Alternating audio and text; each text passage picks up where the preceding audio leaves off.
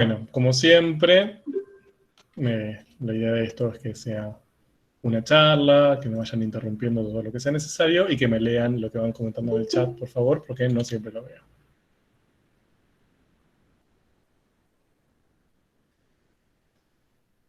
Bueno, a ver, para hacer un breve raconto de dónde estamos.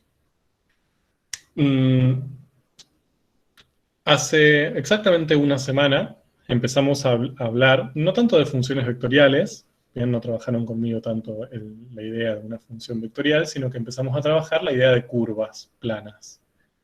Entonces, bueno, repasamos algunos conceptos, o presentamos otros nuevos también, relacionados con diferentes formas de presentar una curva plana, vimos cómo podíamos, o qué era una trayectoria, y cómo podíamos expresar trayectorias, y aparecieron las ecuaciones cartesianas, después aparecieron las ecuaciones paramétricas, que hablaban un poco más de la dinámica del movimiento, y después al final, ya habiendo pasado por diferentes formas de escribir curvas en forma cartesiana o de parametrizar curvas también, quedó abierta la pregunta sobre, bueno, ahora cómo estudiamos cuestiones cinéticas del movimiento, cómo podemos relacionarnos con la velocidad, con la aceleración, bien, con otras magnitudes vectoriales que con lo que veníamos trabajando hasta ese momento no podíamos. Entonces el jueves seguramente estuvieron trabajando con Marisa la idea de función vectorial, ¿no? ¿Qué era una función vectorial? Seguramente habrán visto que era una ecuación vectorial primero, que no tiene, o sea, que cuando uno pasa a la idea de función, básicamente lo que hace es verla desde una perspectiva del cálculo, ¿no? Entonces aparecían el dominio, el codominio y un montón de otros conceptos que ya conocen de Matemática 1. Pero bueno, ahora aplicadas a este nuevo tipo de función, bien como ampliando la idea de función, pero considerando ahora que el codominio de esta función, el dominio sigue siendo, son los reales o están incluidos en los reales, es un conjunto incluido en los reales, pero ya el codominio ahora es un conjunto de vectores, bien, de 2, 3, n componentes. Por ahora estamos trabajando con 2, más que nada para que sea más sencillo para pensarlo, bien, pero esto se puede extender a n componentes. Y también seguramente habrán empezado a ver un poco sobre cuestiones de cálculo con funciones vectoriales, es decir, que no solo vale la definición de función, sino también un montón de herramientas que usábamos para las funciones escalares, ahora también vale para las funciones vectoriales. Bien, aparece la idea de límite, aparece la idea de derivada, bien, entonces todo se puede empezar a aplicar a este nuevo mundo, que son las funciones vectoriales, y sacar conclusiones. Entonces, lo que vamos a empezar a ver hoy, es una continuación, pero también quizás un poco más aplicado a un problema,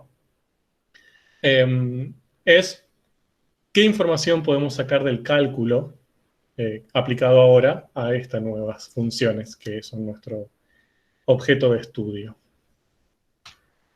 Bien, entonces yo voy a volver a mi ejemplito sencillo con el que estuvimos trabajando la semana pasada, pero que nos llevó 2 horas de análisis, ¿bien? Y hoy nos va a llevar un rato también.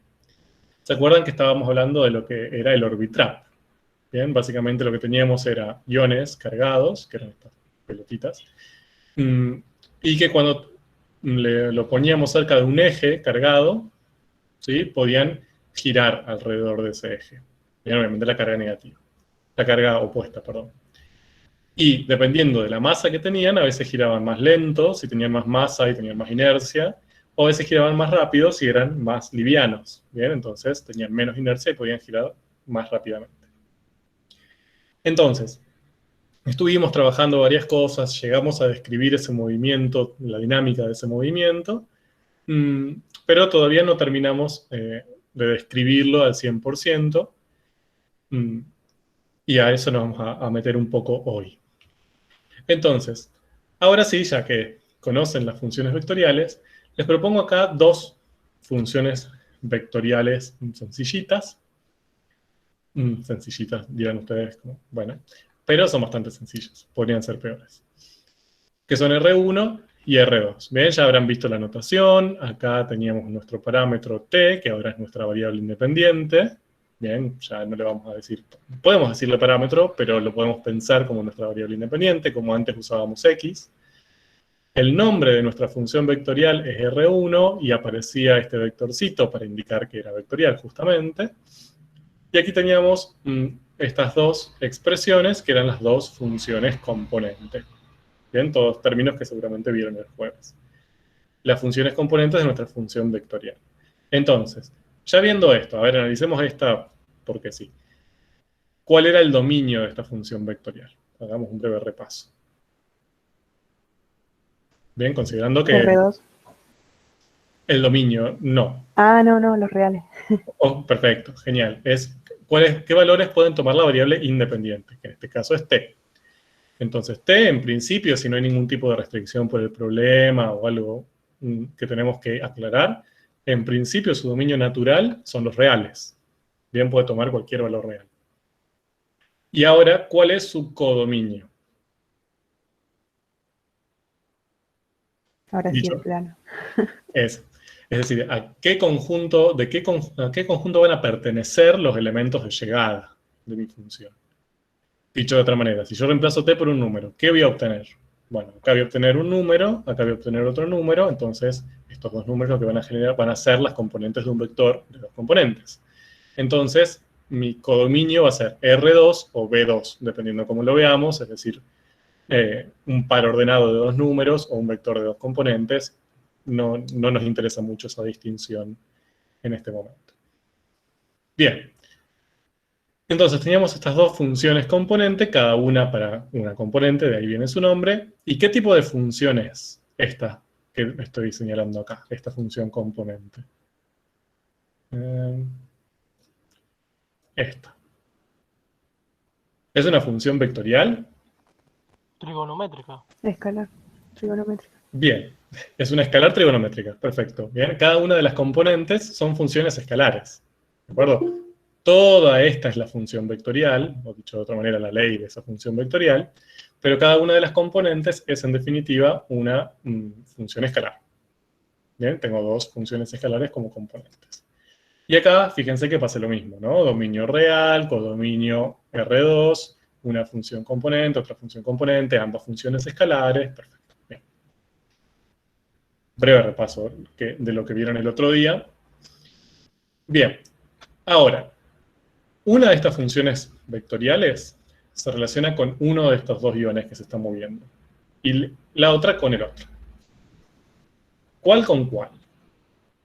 ¿Y por qué? ¿Cómo me lo podrían demostrar?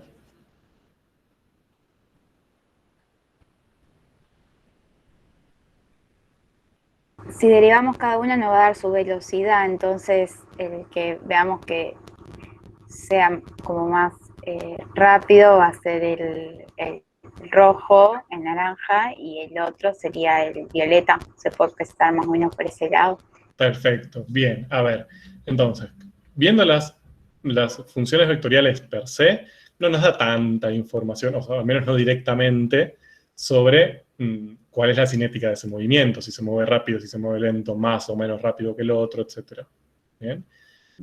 Entonces no lo podemos ver tan sencillamente con los ojos. Digamos, tenemos que recurrir a algún cálculo, tenemos que recurrir al cálculo, ¿de acuerdo? Como rama de la matemática. Ahora, de aquí, ¿podíamos ver algún tipo de información? ¿Qué información podíamos sacar, digamos, de ver directamente la ley de la función vectorial?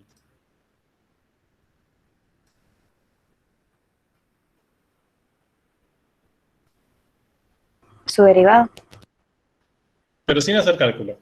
O sea, si yo les doy esta función vectorial y le digo que saquen toda la información posible de solo conocerla, de verla, sin hacer ningún cálculo, sin derivar, sin nada.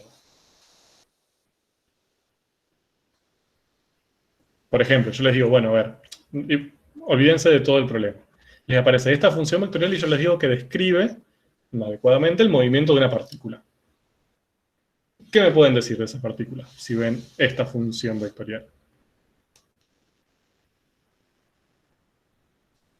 Que tiene la forma de una circunferencia. Bien, ¿quién es una circunferencia? ¿Cómo le decíamos al lugar geométrico donde se movía la partícula? La trayectoria. La trayectoria. Bien, perfecto.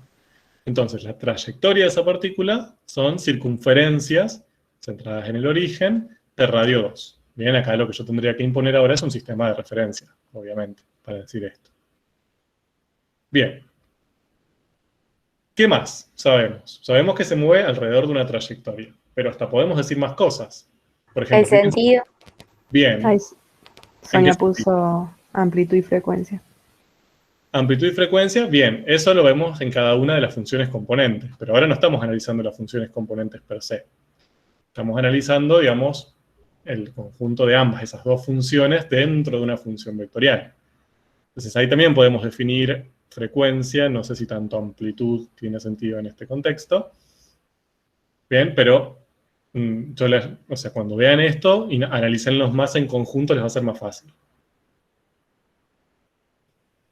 Bien, me dijeron el sentido, perfecto. Si teníamos acá seno y coseno, ¿qué podíamos decir del sentido? Era horario. Horario, bien, en ambos casos. ¿De acuerdo? Entonces, podemos decir que las partículas giran en sentido horario, ambas.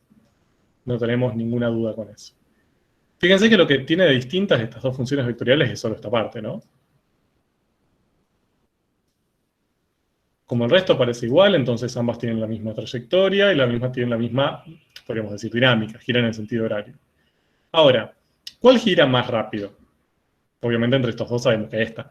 Pero entre estas dos, ¿cómo podemos saber que una gira más rápido? Entonces ahí, ya con solo ver la función vectorial, medio que nos quedamos cortos, como dijeron ustedes. Ahí tengo que recurrir a la derivada. Muy bien.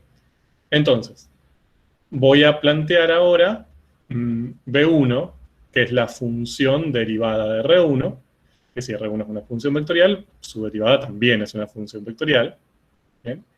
¿Y cómo hallo ahora la ley de esa B1? Tengo que derivar cada componente. Bien, ¿cómo saben eso?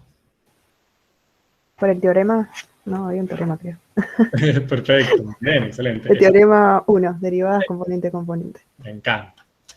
Bien, tenían un hermoso teorema que acá se los presento, que es el teorema de derivación componente a componente de funciones vectoriales, que tiene una hipótesis y una tesis hermosa. Lo que les dice es, yo tengo una función vectorial R, bien que tiene esta ley, estamos trabajando ahora con dos componentes, pero se extiende a n. Bien, que tiene esta función escalar f, fíjense que acá no tenemos flechita, porque son funciones escalares, no vectoriales. Una función escalar f, una función escalar g, ambas son las componentes de mi función vectorial r de t, ambas son derivables, al menos en el intervalo donde estoy trabajando.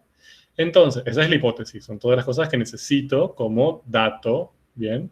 Como input. ¿Y cuál es mi tesis? ¿Cuál es mi conclusión? Si todo esto pasa, entonces yo lo que puedo asegurar es que la derivada de esa función vectorial, bien, la puedo hallar o se corresponde con una función vectorial cuyas componentes son las derivadas de estas. Bien, f' y g'. Excelente. Ahora, ¿cómo demostramos eso? Porque hasta ahí estamos todos felices, ¿bien? Como genial. Miren qué cara extraña que acabo de hacer, pero bueno. Con la hipótesis y la tesis no tenemos problema. Tenemos funciones derivables en las componentes, derivo y obtengo la derivada. Ahora, eso lo tengo que demostrar, eso es un teorema, no lo estoy definiendo, no lo estoy proponiendo porque sí. Entonces, vayamos a eso. A ver, ustedes lo que habrán visto seguramente con Marisa el jueves es la definición de derivada de una función vectorial. ¿Cómo se definía la derivada de una función vectorial? ¿Se acuerdan?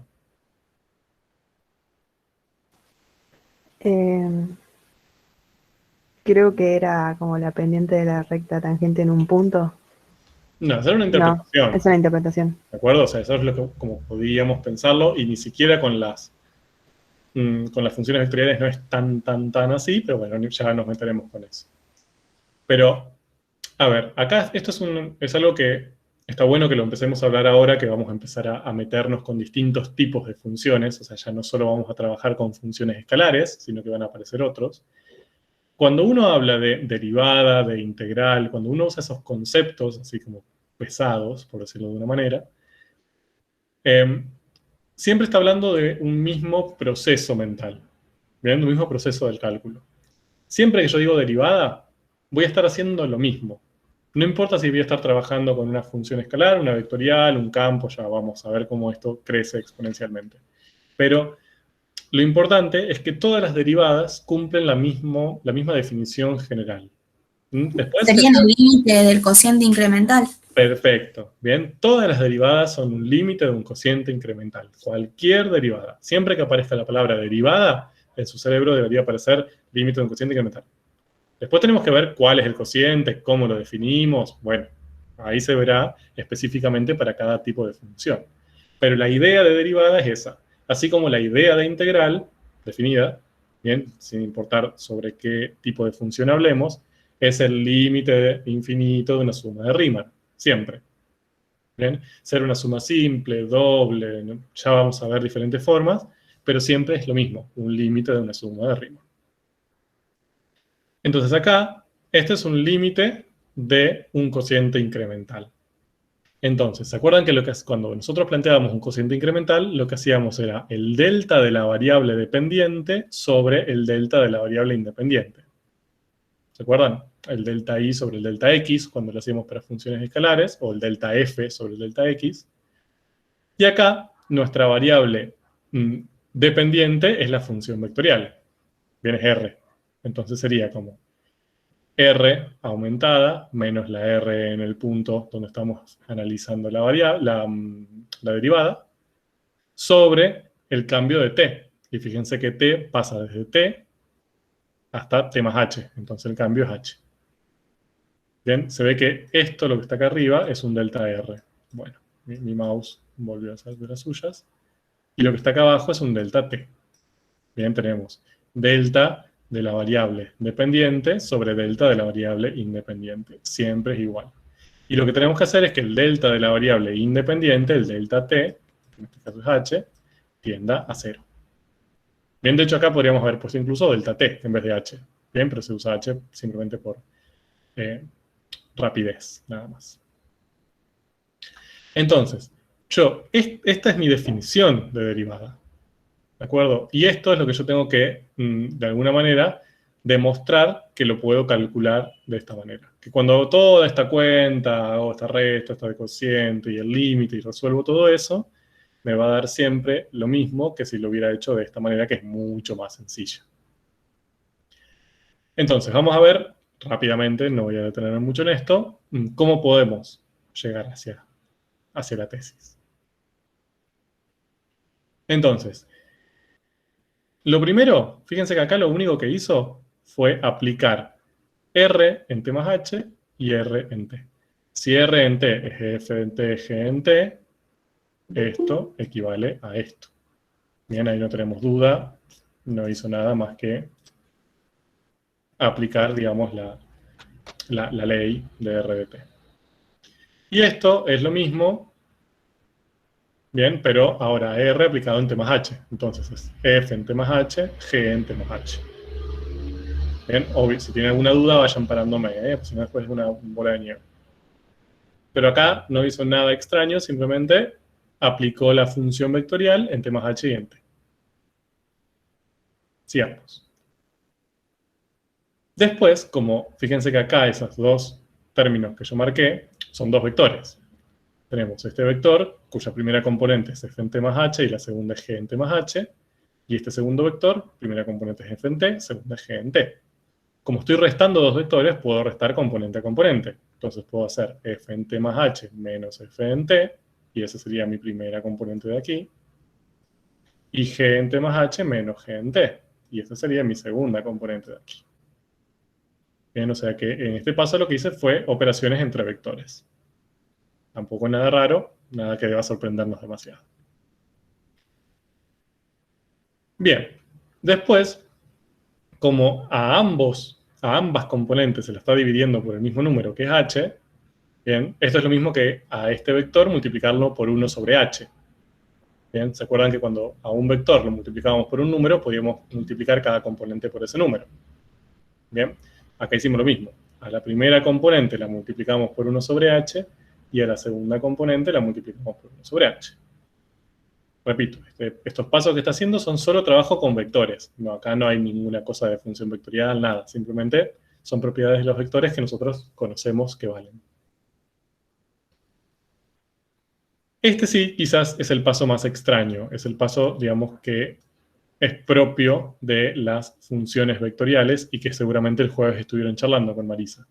Es que cuando uno trabaja con el límite de una función vectorial, bien, puede pensarlo también como una función vectorial y dentro de cada una de las componentes aplicar el límite. Dicho de otra manera, el límite de la función vectorial es igual a una función vectorial donde se calcula el límite de cada una de sus componentes. Bien.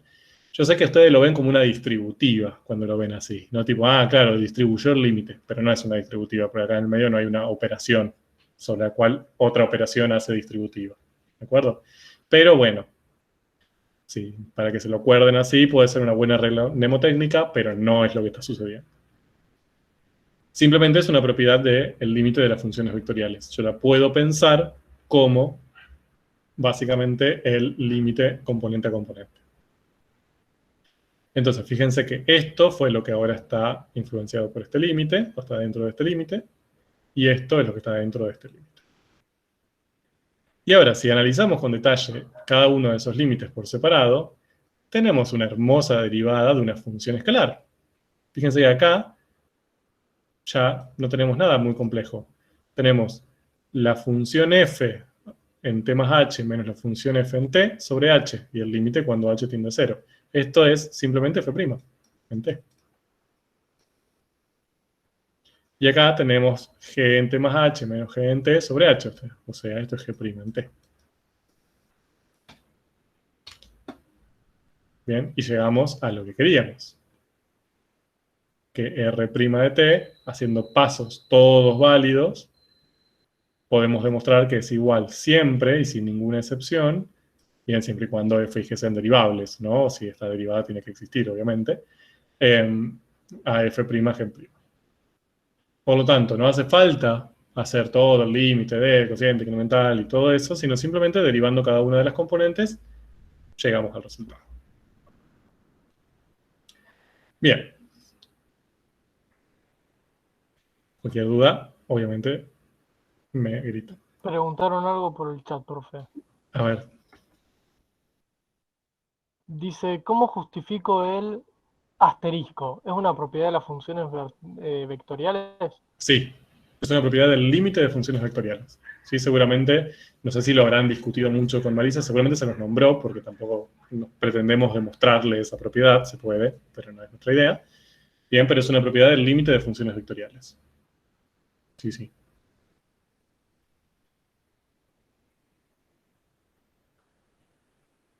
Bien, cualquier cosa me gritan nuevamente. Bien, entonces, ahora ya tenemos una forma de calcular lo que estábamos haciendo, que era la ley de la velocidad de esta función vectorial. Entonces tengo que derivar esto y tengo que derivar esto por separado, y esas serían las dos componentes de mi función velocidad. No me voy a detener mucho en esto, ya supongo que saben derivar, espero, rezo al cielo, pero bueno. Entonces, la derivada de esto es 6 coseno de 3t, y la derivada de esto es menos 6 seno de 3t. Y si hago lo mismo con esta, bien, la derivada es 2 tercios coseno de 3t menos 2 tercios seno de 3t. Bien, listo, derivamos. ¿Cuál gira más rápido?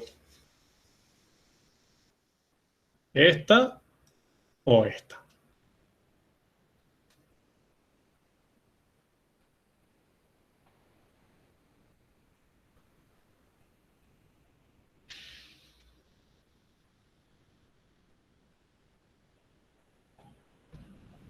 B1. ¿Cómo saben? Yo no puedo verlo. No me Bien, doy cuenta. me gusta. Yo diría que faltan datos acá como para poder sacar... ¿No habría que calcular el módulo? Bien, ok, a ver. Entonces, yo cuando les pregunté cómo sabemos cuál gira más rápido, me dijeron saca la velocidad. Yo saqué la velocidad, mucho no nos ayuda al verla así, ¿no? A ver, obviamente algo de algún lado voy a sacar cuál gira más rápido, pero así directamente me digo que no me ayuda. Bien. La rapidez sería en realidad, no sería el Bien. módulo. Vamos hacia eso. ¿Cómo hacemos para partir de la velocidad saber cuál gira más rápido.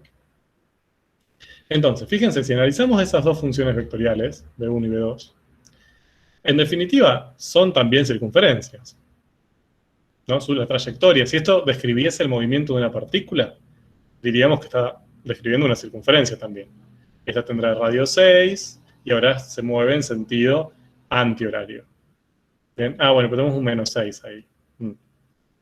Bueno, no importa. Se mueve en sentido horario también. No me voy a meter en eso. Pero fíjense que tiene una estructura muy similar a las anteriores. Ahora sí, la diferencia es que uno parece tener radio 6, otro tiene radio 2/3, pero mucho eso a mí no me dice con el movimiento de mi partícula. Bien. Entonces, en sí, si yo agarro algunos vectores para B1, voy a obtener vectores así, vectores posición, vectores velocidad, vectores B1. Y si agarro para B2, voy a obtener algunos como estos. Random. Mucho no nos dice eso.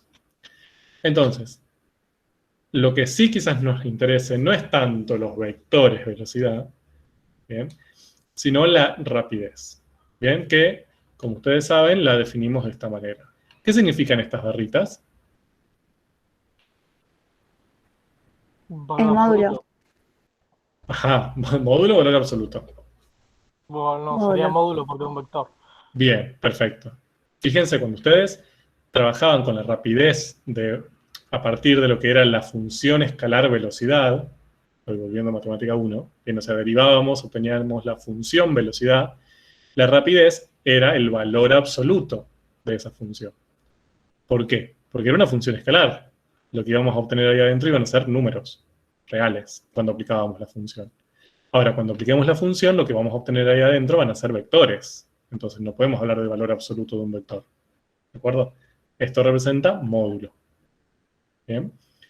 Entonces, en definitiva, yo lo que tendría que calcular sería el módulo del vector velocidad.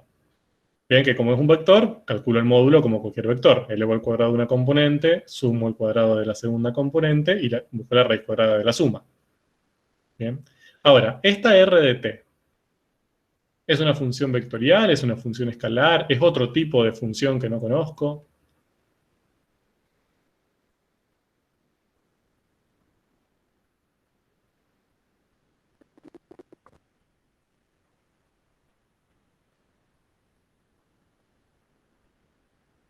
Un teorema de Pitágoras. ¿O no? ¿Cómo? Solo que aplicado a funciones. Es el teorema de Pitágoras aplicado a funciones. Sí, muy bien. Pero, ¿qué me da? Una No función daría un escalar. número.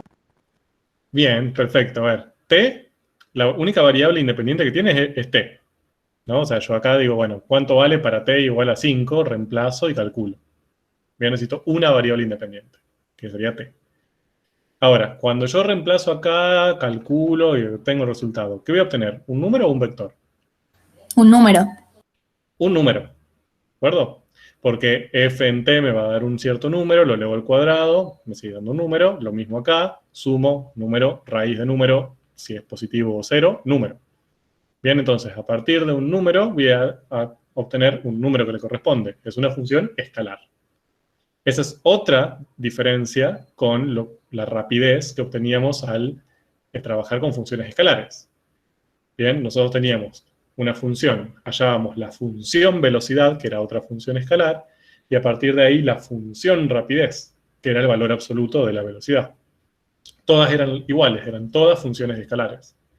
Acá tenemos una función vectorial cuya rapidez, mejor dicho, tenemos una función vectorial cuya derivada es una función vectorial, pero cuya rapidez es una función escalar. Esto se le suele llamar rapidez escalar, de hecho, justamente. ¿De acuerdo? Es una diferencia para tener en cuenta. Bien. Entonces, Creo que lo vayamos... podría volver a repetir a lo último. Sí, claro, claro. Que cuando nosotros trabajábamos con funciones escalares, o sea, por ejemplo, teníamos, no sé, f de x. Calculábamos la velocidad, bien, que también era una función escalar, y era la derivada de f. Mientras que la rapidez también era una función escalar, que era el valor absoluto, ahora sí, no el módulo, de la velocidad. Todas eran funciones escalares, todas eran el mismo tipo de función. Acá no, porque acá partimos de una función vectorial, que es r de t, Su velocidad también es una función vectorial, que es la derivada, pero su rapidez ya no es una función vectorial. Dijimos recién que es una función escalar.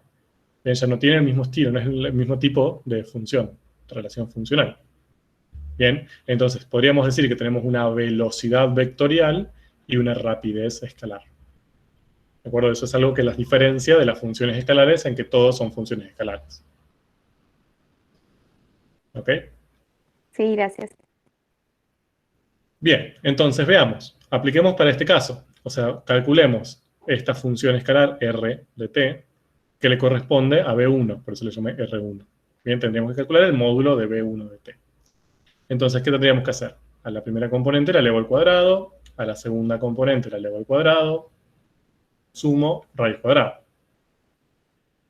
Al hacer esto, obtengo 6 al cuadrado 36, coseno de 3t al cuadrado, coseno cuadrado de 3t, menos 6 al cuadrado 36, y seno cuadrado de 3t. Perdón por sin, sen, ese es el editor de ecuaciones de Word. Tenemos esta cosa. Fíjense que acá ya queda re claro que esto es una función escalar. Solamente depende de t. Bien, no tenemos, es fea, pero no tenemos nada raro. Esto podría quedar acá y podríamos llorar en el piso, pero es mucho más sencillo de trabajar. Miren, si saco factor común 36, me queda 36 por coseno cuadrado más seno cuadrado de 3t. Que esto es igual a 1, porque es coseno cuadrado y seno cuadrado de lo mismo sumado. Entonces, es raíz de 36 y es igual a 6.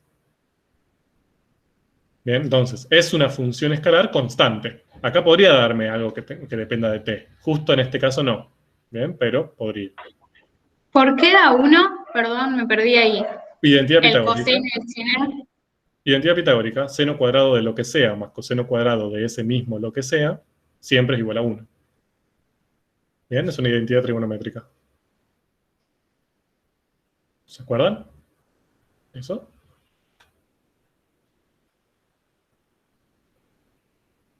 Qué silencio. Sí, profe. Ah, ok. Ahora que lo mencionás, sí, está Bien. como una parte de mi cerebro. Perfecto. Eso lo vamos a usar un montón en función vectorial. Así que tráiganlo. Desempólvenlo, pásenle el primero y que quede ahí para utilizar muy fácilmente. Bien. Entonces, esta función escalar, rapidez, que podría depender de t, pero en este caso no, y es una constante y es igual a 6. ¿Eso qué quiere decir? Que la partícula cuya velocidad es v1 tiene una velocidad que es vectorial, hay distintos vectores, como vimos antes, puedo obtener distintos vectores de velocidad, pero su módulo, bien, si podemos, entre comillas, la longitud de estos vectores, siempre es 6, es constante y es igual a 6. ¿De acuerdo? Si hacemos lo mismo con R2, nada raro, cambia solamente las leyes, pero el procedimiento es igual, me queda coseno cuadrado, seno cuadrado, saco factor común, coseno cuadrado más seno cuadrado es 1, eso se va, me queda raíz de 4/9 igual a 2/3. Fíjense que también pasa lo mismo. R2, la rapidez 2, bien, también es constante, que, repito, eso no tiene por qué pasar, y es igual a 2/3. Bien, entonces, la rapidez, el módulo del vector velocidad, para esta segunda función vectorial, es siempre igual a 2/3. ¿De acuerdo? Entonces, fíjense que lo que acabamos de demostrar es que todos los vectores que podemos obtener a partir de B1 tienen el mismo módulo, 6, 6, 6, 6, y todos los vectores que podemos obtener de B2 tienen el mismo módulo, 2/3, 2/3, 2/3, 2/3, 2/3. ¿Cuál gira más rápido? ¿Y por qué? Y supongo que girará más rápido aquel que tenga el módulo más grande, en este caso R1. Bien. ¿Y cómo relacionamos estos vectores con el movimiento de la partícula? Porque, a ver, si suponemos eso, estos vectores que obtuvimos acá, que son, digamos, las imágenes de la función vectorial B1, yo lo tendría que relacionar con esta partícula que está girando ahí como loca. ¿Dónde veo? Porque, digamos, este vector, si yo agarro un vector así, Ese vector no es estos, porque nosotros sabemos que este radio vale 2, no vale 6. ¿Dónde veo este vector? Acá, en este partícula que gira.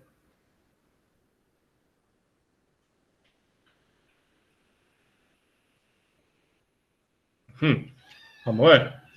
Entonces, analicemos ahora un caso. Tomemos R1, ¿no? La primera de las funciones vectoriales propuestas. Tenemos R1, tenemos B1, que era su derivada, ¿se acuerdan? Y tenemos R mayúscula 1 de t, que era una función escalar rapidez. Entonces, función vectorial, función escalar. Ahora, tomemos un cierto valor de t. Por ejemplo, t igual a 0. ¿Bien? Entonces, reemplazamos acá t igual a 0, acá t igual a 0, acá t igual a 0. Acá siempre va a dar 6. Ahí no tenemos ninguna magia. Pero estos dos nos van a dar vectores. Nos dan esos dos vectores, si reemplazamos. Bien, pueden hacerlo, si quieren. Si reemplazamos acá, nos da el 0, 2. O sea, este vector que tenemos aquí, bien, que está sobre el eje Y. Mientras que si reemplazamos acá en la velocidad, tenemos este vector, que es el 6, 0. Que es este que está graficadito acá. Bien. ¿Qué información nos da eso del movimiento de la partícula? ¿Pueden analizar alguno de esos vectores? O, en este contexto, ¿qué estaría representando ese vector?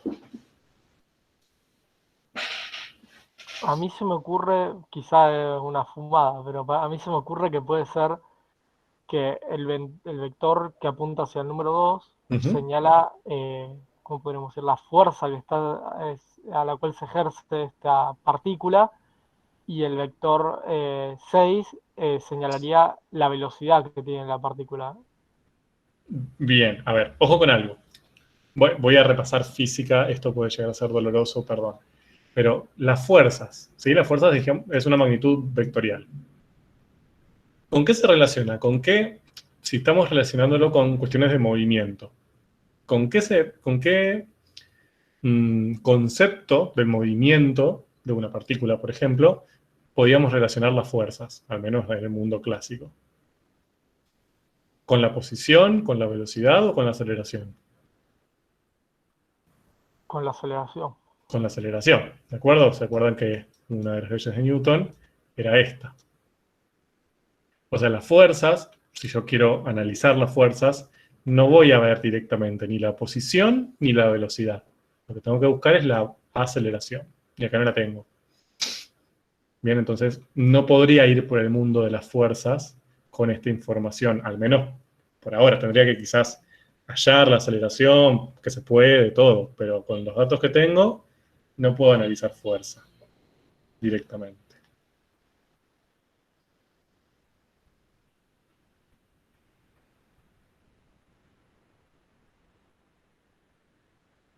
Ahora, este vector, ¿de dónde salió?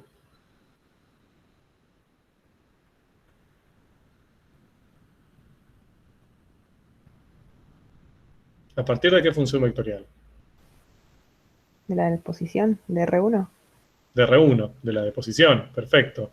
Entonces, ¿se acuerdan qué información me daban las funciones vectoriales posición? Sí, que describe el movimiento al final, en el extremo del vector. Ahí está. Perfecto. La posición viene dada por el extremo del vector. Siempre lo podíamos pensar, más allá que los vectores son libres, ya también habrán hablado de eso con Marisa, supongo que el jueves. Es decir, que si yo tengo el vector 0, 2, como en este caso, lo puedo dibujar desde el origen, pero también lo puedo dibujar empezando desde cualquier otro punto. Cuando decimos vector posición, ya suponemos que empieza del origen. Pero si usamos esos vectores como vectores posición, los que vienen de R, entonces la trayectoria la podemos encontrar viendo el extremo, el punto final de esos vectores. Entonces, lo que yo puedo pensar de este vectorcito R, 1, en 0, es que a tiempo 0 la partícula está acá. Porque es el vector posición de la partícula para tiempo 0. Bien, de hecho me da una información, entre comillas, útil. Me permite ubicar dónde, en mi sistema de referencia, ¿dónde está mi partícula a tiempo cero? Está ahí, en el punto 0,2. ¿De acuerdo? ¿Me siguieron? Si no, pregúntenme, ¿eh? Sí, Ahora, sí, al menos. la velocidad, ¿qué hacemos con esa velocidad ahí?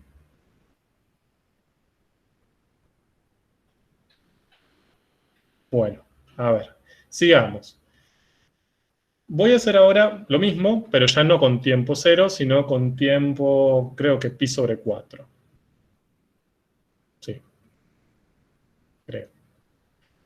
Bien, entonces, en vez, tomé un tiempo un poquito mayor. Bien, pasó un poquito de tiempo.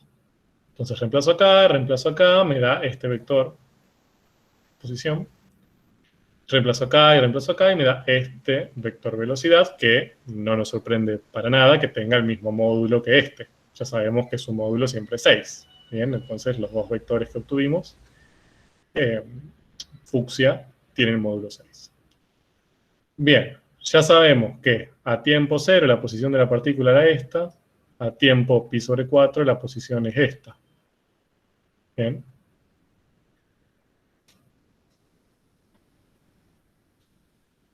¿Qué más sabemos? Los Se vectores puede ver. No, sí, yo nada más iba a decir que los vectores que van surgiendo de la velocidad Uh-huh. vendrían a ser lo mismo que habíamos graficado antes. Claro, sí, perfecto. Las velocidades son los que graficamos antes, los violetas. ¿Se acuerdan que estaban sobre como la circunferencia de radio 6? Ahora encontramos cuál le corresponde a este, ¿no? Hicimos una relación entre cuál R y cuál B están relacionados. Sí, yo iba a decir que son perpendiculares los vectores de velocidad a cada uno correspondiente con el de posición. Bien, a ver, eso parece ser evidente, ¿no? No sabemos si es así o si nos está engañando los ojos, pero parecería ser que los primeros dos que obtuvimos son perpendiculares y los segundos dos que obtuvimos también, ¿no? A primera vista. No sé, la escala está bien. Recuerden que cuando uno tiene que analizar perpendicularidad en el plano, siempre tiene que buscar que la escala sea la misma en los dos ejes, pero hasta ahora parece estar bien. A ver, analicemos un tercer caso. T igual a pi sobre 2. ¿Bien? No, perdón, T igual a pi. Entonces ya avancé medio giro. Bien, esta es mi posición y esta es mi velocidad. Fíjense, la partícula pasó de acá, acá y ahora acá. Y su velocidad hizo esto. Bien, sigue teniendo módulo 6, sigue formando parte de esta circunferencia de radio 6 que hablábamos antes y parecen seguir siendo perpendiculares. Bueno. Entonces, ahora, fíjense, hago lo mismo que hice recién, pero con la otra. Bien, empiezo acá, este es mi vector R2 inicial, R2 en 0, ¿sí? O sea, esta, la primera, en 0, y este, que tenemos aquí, sería B2 en 0. Fíjense que el módulo es 2/3, ahora, habíamos calculado que era 2/3, no 6, es más chiquito, ¿bien? Pero parece pasar lo mismo, ¿no? Parecen estar ubicados perpendiculares entre sí, solamente que ahora este vector tiene un módulo más pequeño. Si reemplazo t por pi sobre 4, pasa lo mismo. Ahora se mueve, la partícula pasa de estar acá a estar acá. La velocidad que le corresponde a esta, que parece también ser perpendicular. Y si calculo en pi, la partícula pasa a estar acá y la velocidad acá, que siguen pareciendo estar perpendiculares. O sea que en las dos funciones vectoriales que estamos analizando, eso parece mantenerse. Ahora, entonces, de acá tenemos dos preguntas. ¿Cómo interpretamos el vector velocidad? O sea, esos vectores de velocidad que estamos viendo ahí no nos están ayudando demasiado. Bien. Aparecen, sí, lo podemos calcular, todo lo que sea, pero punto, no podemos hacer mucho con ellos. Y si siempre serán perpendiculares, el vector posición y el perpendicular. Porque acá, en los dos ejemplos que vimos, son perpendiculares, o al menos a la vista. Siempre serán perpendiculares, primero lo son y después siempre lo serán. Entonces, vayamos una a una. Vayamos con la primera pregunta. ¿Cómo interpretamos el vector velocidad? Entonces, fíjense, acá tengo presentado para cualquiera de las dos, bien, supónganse para la primera de las dos funciones vectoriales, para R1, acá tengo los 3 vectores que habíamos obtenido recién, y también la trayectoria. Bien, dicho de otra manera, ¿qué pasaría si yo ahora grafico lo que le pasa al punto final si tomo todos los valores posibles de t, no solamente estos 3? Bien, me muevo continuamente por t, entonces ese punto se va a mover continuamente por esta trayectoria, girando en sentido horario, como habíamos previsto. ¿De acuerdo? Entonces va a girar y seguir girando y seguir girando y seguir girando. Entonces, habíamos visto que para t igual a 0, el vector velocidad nos daba este. ¿Se acuerdan? Que era perpendicular a r en 0 y tenía módulo 6. ¿Cómo lo podemos interpretar? ¿Cuál es la mejor manera de interpretarlo? Bueno, cuando lo vemos así, no tiene mucho sentido. ¿Bien? No nos da una información muy válida. Ahora, dijimos, los vectores son libres, es decir, mientras yo mantenga el mismo vector, es decir, que se mueva 6 en X y nada en Y, yo puedo utilizar cualquier punto inicial. Bien, acá lo estoy mostrando como anclado al origen, pero lo podría anclar en cualquier punto. Bien, podría comenzar, poner el punto inicial en cualquier punto y sería el mismo vector. Pero tengo que respetar el módulo, la dirección y sentido, digamos. Exacto, mientras mantenga módulo, dirección y sentido, que son las 3 características que definen a los vectores, el vector es el mismo. Bien, entonces lo que se suele hacer en estos casos para facilitar la interpretación, no en el posición, sino en el velocidad y en la aceleración, es esto. Sí. ¿De acuerdo? Que es simplemente agarrar el mismo vector, pero en vez de hacerlo que comience en el origen, es, entre comillas, anclarlo a la posición de la partícula.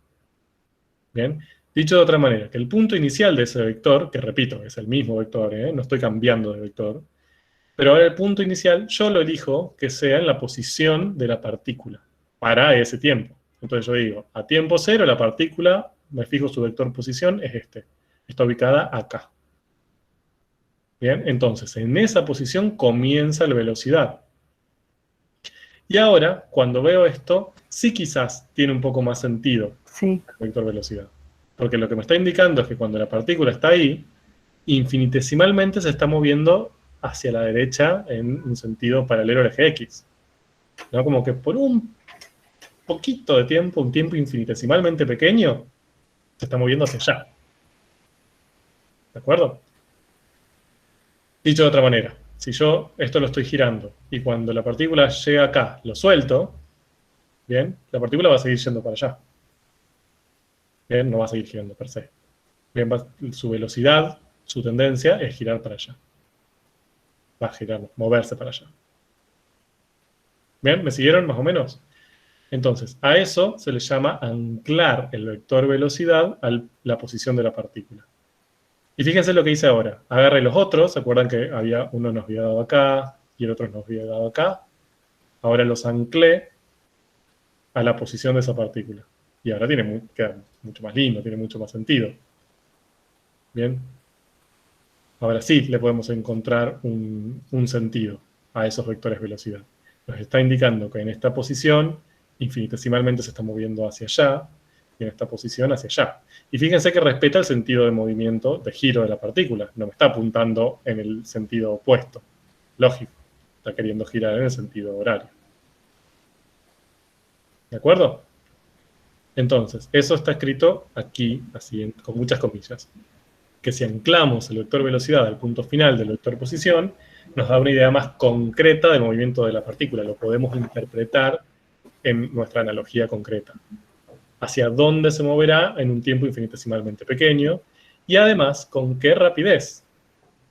¿De acuerdo? Porque ahora fíjense que si este vector tiene un módulo de 6 y el otro que habíamos hallado para R2 tiene un módulo de 2/3, ahora sí quizás nos da una idea de que este tiene una mayor tendencia a moverse hacia la derecha y por lo tanto probablemente gire muy rápido, mientras que el otro tiene una menor tendencia. Va a girar, pero no va a girar tan rápidamente, tan velozmente. ¿De acuerdo? ¿Se entiende más o menos la idea visual? Bien, Sí, sí, se entiende, profe. esto es lo que encontraríamos si hacemos lo mismo con los otros vectores, con B2. Fíjense que las posiciones son los mismos. La partícula sigue girando por la misma circunferencia con radio 2. Bien, la trayectoria es la misma para R1 y para R2. Pero la velocidad es distinta. Bien, los vectores de velocidad son distintos y si los anclamos en la posición vemos que son vectorcitos con un módulo mucho menor, pero que nos está indicando que está girando en el mismo sentido. Todo eso ya lo habíamos visto. Bien, que giraba en el mismo sentido. Solo que ahora con velocidades menores, de menor módulo. Claro, y esto es también la interpretación geométrica de la derivada de la función vectorial que estábamos hablando con Marisa. Bien, sí, más o menos. O sea, esta es la interpretación física. ¿Cuál es la interpretación geométrica? Bien, que quizás la ven mejor en este. Ahora, si esto nos olvidamos de que es una partícula girando y vemos vectores, rectas, círculos, circunferencias, ¿qué me podrían decir que pasa entre la trayectoria, bien, que sería la circunferencia esta, y los vectores velocidad? Que el vector velocidad es tangente a la trayectoria. Perfecto. Fíjense que en Claro. todos los puntos, a esa trayectoria, el vector velocidad es tangente. Pasa en este caso, bien, y también pasa en este. Bien, tiene menos módulo, pero sigue siendo tangente. Bien, ¿se acuerdan que la idea de tangencia era una recta o una dirección rectilínea, una dirección, mejor dicho, que sea lo más similar posible, bien, a una curva en un punto? Entonces, en este puntito que tengo acá, en esta posición, tenemos que esta dirección, donde está incluido, donde se mueve este vector, es la más similar a la de la curva. ¿Bien? Acá yo, en estas dos, tanto en la anterior, en esta, ¿qué voy a hacer? Yo lo que no marqué es el sentido de giro. Bien, para no complicar mucho el ejemplo, pero debería, que es una curva orientada. ¿De acuerdo? Para esa curva orientada, tenemos que la dirección más similar en este punto es esta para el eje X, y obviamente el vector va a tener esa dirección y el sentido relacionado con el giro de la partícula. Este vector no podría haber sido nunca este. Profe, me parece que se está cortando. Bueno, espérenme un segundo entonces.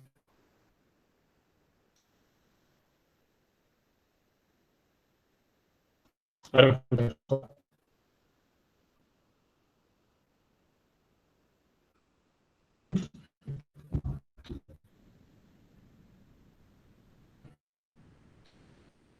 Profe, probá de desactivar la cámara para que gaste menos. Igual son microcortes. Sí, sigue escuchando cortado. Vale. Bueno, paciencia.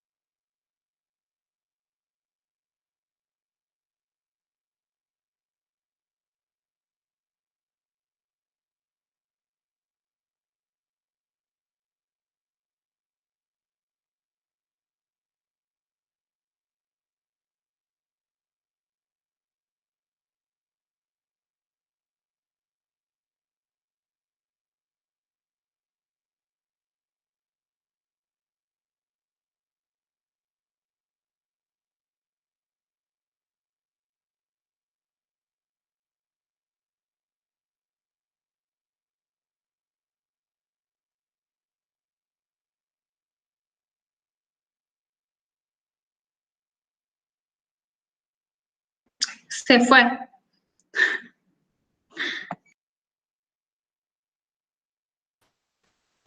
Va más rápido, creo que el que tenía, claro,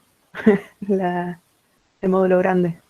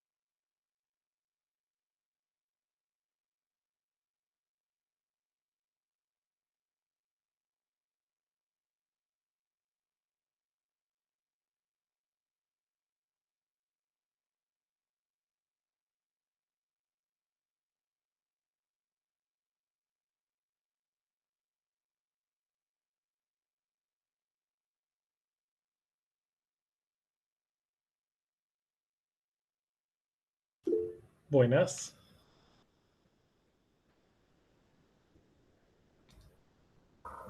Hola, profe. ¿Me escuchan bien? Buenas, ahora sí. Bienvenido, profe. Es un problema esto. Estoy teniendo microcortes ya hace tiempo. Voy a prender fuego a algo o a alguien. Así que no se acerquen mucho. Bueno, luego de este pequeño interludio violento, hasta ahora, ¿alguna pregunta? ¿Algo que quieran comentar? ¿Algún grito desgarrado de odio y temor? No, profe, hicimos catarsis entre todos en tu ausencia. Muy bien. ¿Por el taller Bien. 6? Bueno, no es tan terrible el juego de taller 6. O sí. Bien. Entonces volvemos a la diversión. Me gusta porque siempre esto genera una carita y eso me parece divertido. A ver, están viendo la pantalla, sí, supongo.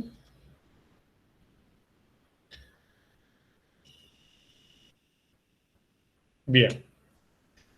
Entonces, hasta acá más o menos vamos, ¿no? Entonces dijimos que la mejor forma para interpretar el vector velocidad era anclarlo a la posición y que siempre quedaba tangente. Entonces, Mi pregunta es la siguiente. ¿El vector velocidad es siempre tangente a la trayectoria? Y acá quiero remarcar, obviamente, esta palabra.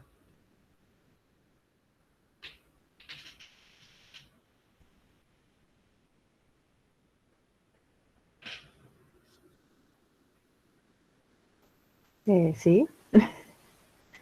¿Cómo saben? No es paralelo a la recta tangente. Pero bueno, sería... Ok, está bien. Si es paralelo a la recta tangente, entonces Claro. es tangente, bien. ¿Cómo me lo pueden demostrar? No es porque es la derivada. Pero es la derivada de una función vectorial. ¿Dónde ven la recta tangente ahí?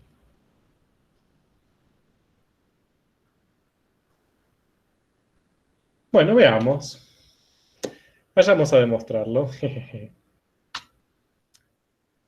Para eso quiero recordarles una propiedad. Bien, una hermosa propiedad que yo sé que nunca en su vida se la aprendieron y me parece muy bien, pero bueno, ahora la necesitamos, así que quiero recordarlas.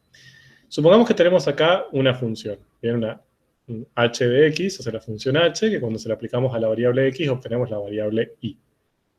Por lo tanto, si despejamos x, lo que podemos obtener es la inversa de la función h, ¿no? O sea, si aplicamos la inversa a y, obtenemos x, ¿bien?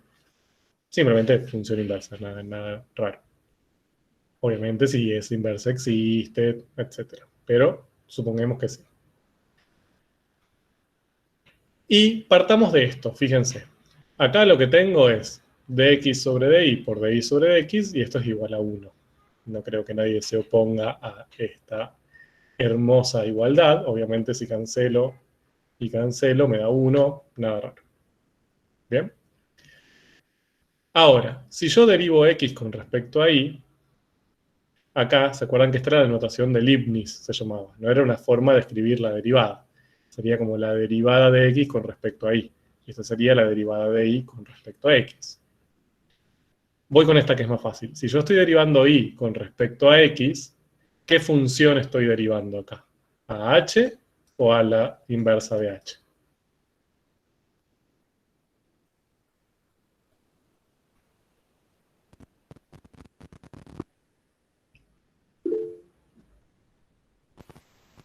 A la inversa.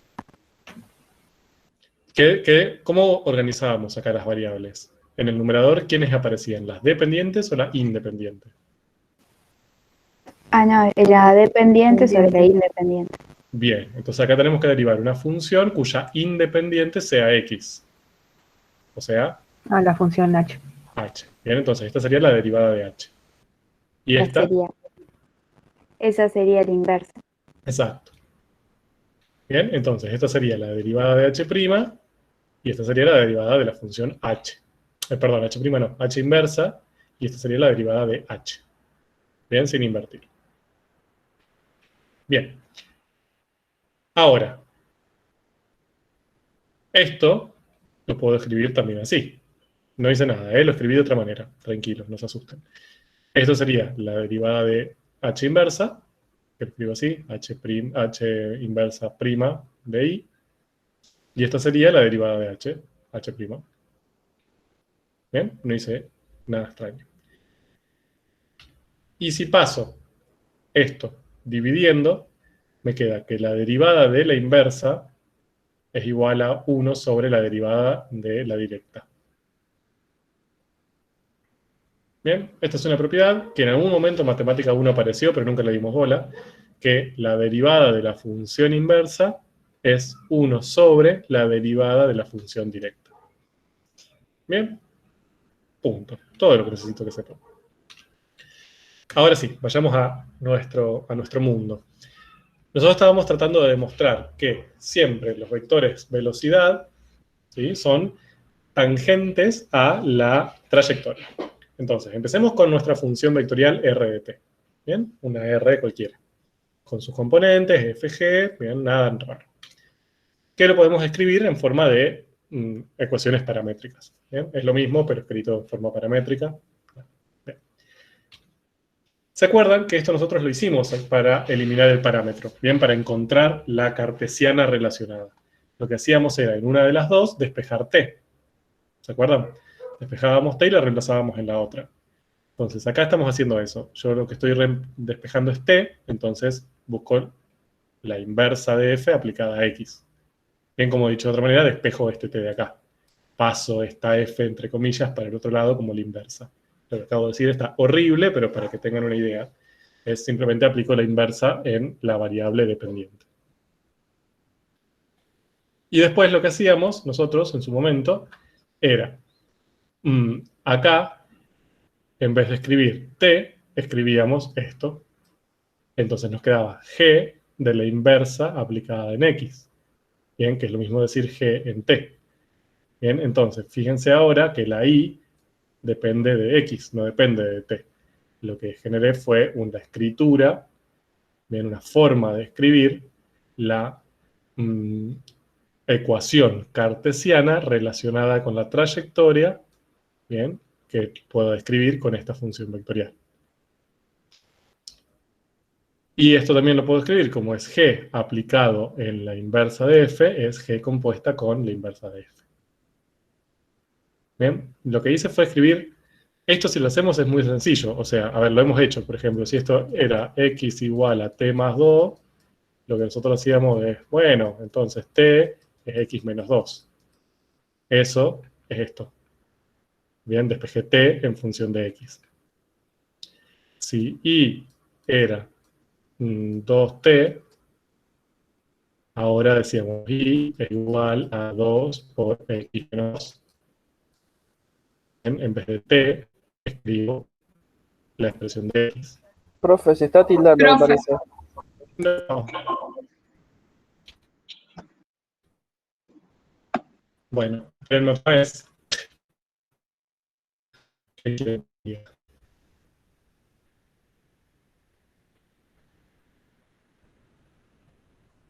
¿Se sigue escuchando mal? Ahí parece que se escucha un poco mejor. Voy a sacar la cámara a ver qué pasa. Bueno, yo sigo. En todo caso, me gritan.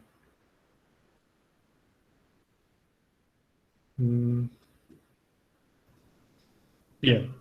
Entonces, este paso de acá es esto. Por ejemplo, nuestro ejemplo. En vez de escribir t, escribimos x menos 2, que sería esto, f, la inversa en x. Entonces ahí encontramos una expresión que relaciona y con x. Es esta la que aparece acá. Que es, en definitiva, g aplicado en la inversa de f en x. ¿Bien? Entonces, ¿para qué hago esto? Para la curva que yo, la acá la estoy describiendo con esta función vectorial, bien que es una curva orientada, todo lo que quiera, puedo encontrar su ecuación cartesiana, perdiendo la información de cómo se recorre, haciendo todo este traspaso, eliminando el parámetro, reemplazando y todo eso, y tiene esta forma que tenemos acá. Bien. Entonces, básicamente, supónganse que yo tengo acá mi función vectorial R y que la curva que genera es esta curva C que tenemos ahí. Bien. Entonces, yo esta curva C la puedo representar con la función vectorial y eso me va a ir dando diferentes vectores como este que tenemos acá y me va a ir dando punto final, todos los puntos de la curva, uno tras otro, uno tras otro, uno tras otro, y voy generando mi curva C. O, otra forma que tengo de darla es despejar el parámetro, reemplazarlo y obtener su ecuación cartesiana. Que aparezca y x y no aparezca el parámetro, y voy a obtener la ecuación cartesiana de esta curva. Esto no siempre puedo hacerlo, ¿no? Pero supongamos que podemos hacerlo. Voy a obtener la ecuación cartesiana de esta curva, bien, sin información de cómo se recorre, pero al menos la trayectoria, digamos, si estamos hablando del movimiento de una partícula, la voy a poder obtener. Bien, entonces, yo lo que quiero ahora demostrar es que la derivada de esta función vectorial, el vector derivada de esta función vectorial, siempre es tangente a esta curva. ¿De acuerdo? Eso es lo que estoy queriendo demostrar. Para cualquier caso, fíjense que acá yo estoy hablando en un caso genérico. Ahora, esto yo no tengo idea, porque yo de funciones vectoriales estoy aprendiendo ahora, no tengo muy bien claro qué le pasa a las funciones vectoriales. Pero esto es una curva cartesiana que nosotros ya hemos conocido, hemos trabajado con estas curvas. ¿Cómo hallábamos la dirección tangente a una función cualquiera, una función escalar? ¿Quién me daba la dirección tangente a cualquier punto en una curva plana dada con una función? ¿La derivada? La derivada. Bien, entonces yo lo que tendría que hacer acá es hallar la derivada para cada x de esta función. Bien, repito, esto no es una función vectorial, es una función escalar. Entonces, lo que yo tengo que hallar acá es la derivada. Bien, entonces, fíjense, acá está graficado para este punto de acá, la curva y la dirección tangente, que sería esa S que tienen ahí. Entonces, la dirección de esa curva, la pendiente de esa curva, la inclinación de esa curva, de esa recta, viene dada por la derivada de esta función. Bien, es decir, yo tendría que derivar esta composición. Bien, vamos a hacerlo. Ya sabemos derivar composiciones, regla de la cadena, ya sé que no nos gusta, pero bueno, hay que aplicarla. Entonces derivamos la primera y la aplicamos en lo siguiente, sería g' en la inversa, por la derivada de la de adentro. Bien, sería la inversa derivada. Bien, esto es regla de la cadena. Nada raro. No nos gusta, pero funciona. Analicemos qué nos quedó. Este primer término que tenemos acá es g' en f inversa aplicada en x. F inversa aplicada en x es t. Bien, de ahí la sacamos. Entonces, esto es lo mismo que decir g' en t. Y después tenemos acá la derivada de la inversa en x. ¿De acuerdo?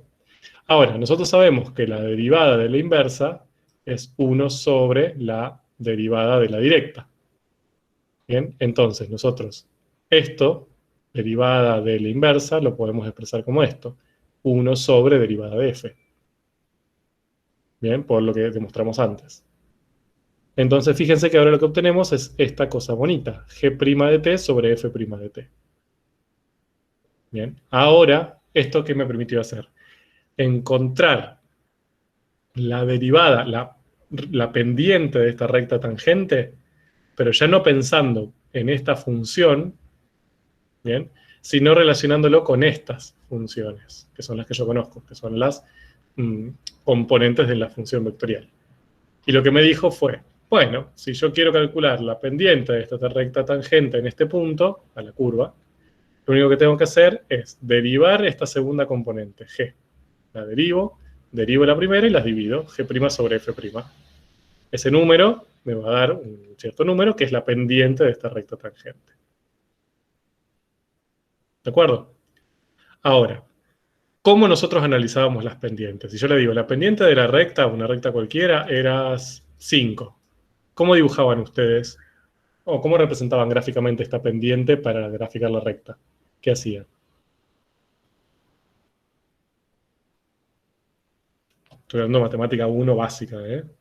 Tomo un punto y ¿cómo marcaba la pendiente a partir de ese punto? ¿Que tocara una sola vez la función? La tangente. No, pero estoy queriendo graficar una recta, ¿eh? Nada más complicado. Estoy queriendo graficar una recta que tiene pendiente 5. Dibujo un punto de esa recta y después ¿qué hago? ¿Cómo marco la pendiente?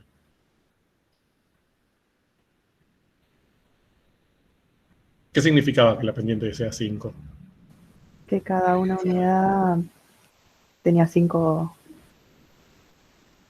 Esa. No me Claro, sale. cada cambio unitario en X aumentaba 5 en Y, digamos. Ahí está. Exacto. Que si yo lo pensaba como un cociente entre deltas, esto significaba que si me movía, tenía un delta X de 1, es decir, me movía una unidad hacia la derecha en X, me tenía que mover el valor de la pendiente en Y, que en este caso 5 veces. ¿Bien? Si analizo esto con este valor, bien, con esta M que acabo de obtener, significa que si me muevo F' unidades a la derecha, bien, me tengo que mover G' unidades hacia arriba o hacia abajo. Bien, lo mismo. Sería pensar esto como un delta X y esto como un delta Y, que es lo que tenemos graficado aquí. Bien, me muevo F' unidades hacia la derecha, y en este caso, para esta recta que está graficada ahí, G' unidades hacia abajo, porque justo me da negativo, podría ser para arriba. Bien, entonces hago este proceso, wiki, wiki.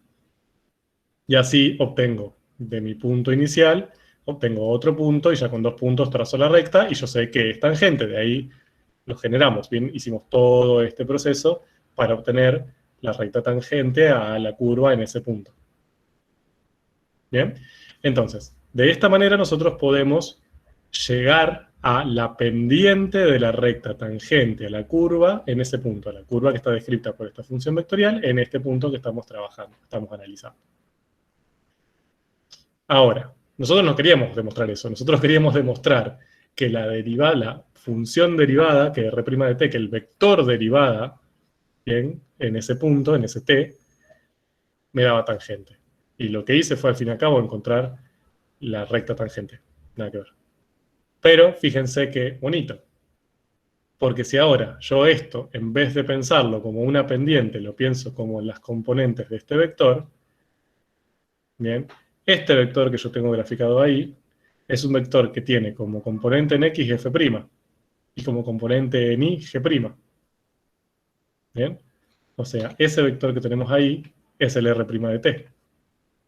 Y como tiene la misma dirección, ¿bien?, que esta recta tangente, entonces podemos asegurar que es tangente a la curva en ese punto. Bien, entonces, lo que yo demostré acá para organizarnos un poco, yo empecé de mi función vectorial. Dije, bueno, con la función vectorial no puedo trabajar, porque no conozco nada sobre funciones vectoriales todavía. ¿Qué hago? Lo paso a lo que conozco, que son las funciones escalares. Entonces lo que hice fue eliminar el parámetro para llevar eso a una ecuación cartesiana. Bien, una función escalar que me permita describir como su gráfica la curva C, que es la que estoy queriendo estudiar en un cierto punto, en este caso. Entonces, sobre esa, nosotros tangencia habíamos estudiado utilizando las derivadas de funciones escalares, porque eso nos daba la pendiente de la recta tangente en ese punto. Eso fue lo que hicimos. Derivamos esta función, bien, para llegar a la pendiente de la recta tangente. Y obtuvimos que esa pendiente de esa recta tangente era esto. G' sobre f' de t. Bien, usando estas dos funciones que tenemos acá. Eso lo podemos pensar como la pendiente de la recta tangente, es decir, me paro en un punto y me muevo f' para allá y g' para arriba o para abajo. Obtengo la pendiente y dibujo la recta tangente en ese punto. O, otra opción, es pensarlo como las componentes de un vector. Bien, tiene componente en X f' y componente en Y g'. Entonces, el vector es este que tengo dibujado acá. Obviamente, ese vector también va a ser tangente. Bien, porque tiene la misma dirección que esta recta. Bien, entonces yo lo que demostré es que este vector que tiene componentes f', g', al tener la misma dirección que la recta tangente, también va a ser tangente a la curva en ese punto. Y justamente ese vector f', g' es el que yo estoy queriendo demostrar que es tangente a la curva, a la trayectoria. Bien, demostré que el vector R', en definitiva, siempre es tangente a la trayectoria. ¿Ok? Yo sé que esto es un poco como vuela moños, bien, pero es la forma de demostrar. No vale para todos los casos, debo decirlo, bien, porque acá tenemos que ver que f admite inversa, que se pueda describir esto con una función, bueno, pero es una forma genérica de demostrar que R' de t es tangente a la trayectoria para todos los casos. Bien, entonces, luego de todo esto, ¿el vector velocidad es siempre tangente a la trayectoria? Sí. Sí. Bien, todo eso nos sirvió para demostrar que sí. Bien, que siempre uno, dibujando la trayectoria, el vector tangente, si lo anclamos a la posición en cada una de las posiciones, siempre vamos a obtener tangencia. Bueno, y ahora, me faltaba una pregunta. ¿Siempre van a ser perpendiculares? Porque hasta ahora nos dieron todos perpendiculares, ¿no? Obteníamos este vector posición y este velocidad. Este posición y este velocidad. Lo poníamos acá o lo poníamos acá, no importa, pero siempre nos daba perpendiculares. Bien acá. Bueno. Entonces, veamos. Analicemos estos casos que tenemos acá. Tengo R1, que se acuerdan que era la función vectorial que describía el giro, bien, original, y su velocidad. Estas fueron las que calculamos al principio de la clase. ¿Cómo podrían hacer para demostrar que estos dos vectores son perpendiculares? Haciendo el producto escalar, Bien, ¿y qué me tiene que dar el producto escalar? 0. 0. ¿Para qué valor de t? Para todos los valores. Exacto, perfecto. Bien, fue la pregunta capciosa, perdón. Para todos los valores de t. Bien, si me da para un valor de t, justo, bueno, puedo decir que en ese tiempo o en ese valor de t, ambos vectores son perpendiculares. Pero a mí no me interesa eso, me interesa que para todo t sean perpendiculares, que siempre sean perpendiculares.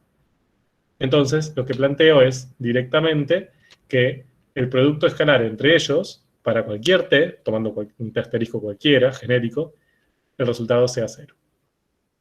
¿Bien?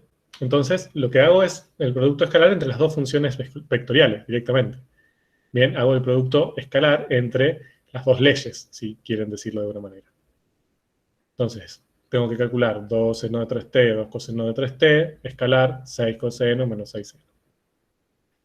¿Cómo hacíamos un producto escalar? ¿Qué teníamos que hacer ahora? 2 por seno de 3t por 6 por coseno de 3t. Bien. Con sus componentes. Entonces, producto de componentes homólogas, bien, y esos dos productos los sumo. Entonces, primera componente por primera componente, más segunda por segunda. Si acá multiplico, me queda 2 por 6, 12, seno por coseno, no me queda mucho más para hacer. Y acá 2 por menos 6, menos 12, y coseno por seno, coseno por seno. Bien, y fíjense que acá tengo zapallo menos zapallo, dos expresiones iguales que se están restando, entonces esto es igual a 0. Y fíjense que esto vale para todo t, o sea, no me interesa qué valor de t, siempre se anula. Entonces, ahí lo que demostré es que la función vectorial R1, bien, es perpendicular a la función vectorial B1, dicho de otra manera, o mejor dicho, que las imágenes de R1 para un cierto valor de t son siempre perpendiculares a las imágenes de B1 para ese mismo valor de t, sin importar qué valor de t elija. Entonces, demostré que siempre la velocidad y la posición, el vector posición y el vector velocidad son siempre perpendiculares. Sí. ¿Para todos los casos? Para todos t. Para todo t. Bien. ¿Y para todas las funciones vectoriales? Y con este ejemplo así, no. Ah, perfecto. Bien. O sea, acá lo demostré para esta R1. ¿De acuerdo? O sea, para esta función vectorial siempre tengo perpendicularidad. Ahora, avancemos un poquito en generalidad. ¿Valdrá para cualquier circunferencia? Fíjense, acá lo que hice fue hacer lo mismo que antes, pero planteando una circunferencia genérica. Bien, radio por seno, radio por coseno. Acá no tengo números. Bien, antes tenía un cierto radio, acá A valía 3, pero ahora no me interesa. A puede valer cualquier número, distinto de 0, obviamente, y R puede ser cualquier número positivo. Bueno, y positivo o negativo también. Si yo a esto, que me da una circunferencia cualquiera genérica, lo derivo, obtengo esto. Bien, pueden probarlo. La derivada de R por seno de AT, tengo que hacer regla de la cadena, derivada de lo de adentro me queda A por R por la derivada del seno, coseno. Bien. Entonces, acá tengo la función posición para una circunferencia y su función velocidad asociada. Y hago lo mismo. Planteo, ¿será su producto escalar igual a 0? Me fijo. Primero por segunda, producto escalar, hago primera componente por primera componente, segunda componente por segunda componente, y la sumo. Bien. R por A, me queda R cuadrado A, seno coseno. Más R por menos RA, me queda menos R cuadrado A, coseno seno. Y ambos términos se me anulan. ¿Qué demostré acá? Que cumple la perpendicularidad para todos los casos de la Que todo circunferencia. eso, para cualquier circunferencia, ¿bien?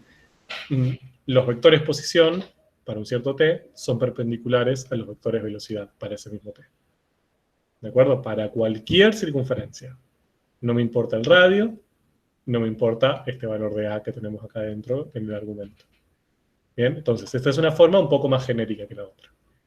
Ahora, la pregunta es, ¿será siempre perpendicular la velocidad al vector posición?